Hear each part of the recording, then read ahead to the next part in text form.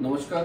आज आपल्यासोबत जळगाव जामनेर येथील रहिवासी नाना पाटील आहेत। यांना उजव्या पायाला जे आहे गांग्रीनची सुरुवात झाली होती, इथे इस्केमिक अल्सर झाला होता। तर जळगाववरून हे ट्रीटमेंटसाठी आपल्याकडे आले होते। तर यांच्या ज्या पायाला सप्लाय करणाऱ्या रक्तवाहिन्या आहेत त्यांच्यामध्ये ब्लॉकेजेस होते, त्या आपण अँजिओग्राफी आणि अँजिओप्लास्टी करून क्लिअर केले।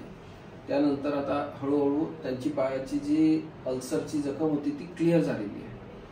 या आजारामध्ये जर आपण वेळेस ट्रीटमेंट केली नाही तर हा गँग्रीन वाढत जातो आणि बऱ्याच रुग्णांना पाय सुद्धा काढावा लागतो। जर ज्यांना कुणाला असा त्रास असेल, पायाला न भरणारी जखम असेल किंवा चालताना पोटऱ्यामध्ये वेदना होत असतील, तर अशा रुग्णांनी आपल्या पायाची जी कलर डॉप्लरची टेस्ट असते ती करून घेतली तर त्यामध्ये या आजाराचे निदान होते आणि त्यावर योग्य उपचार जर करून घेतला तर जो पुढे जाऊन गँग्रीनचा धोका होऊ शकतो किंवा त्यामधून पाय काढावा लागतो त्याची आवश्यकता पडत नाही। धन्यवाद।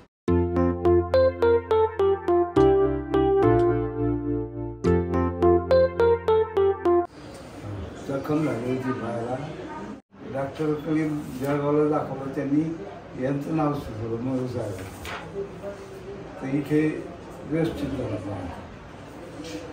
जखम म्हणजे व्यवस्थित ट्रीटमेंट झाली म्हणून लवकर बरी झाली, नाही तर अजून वाढली असती।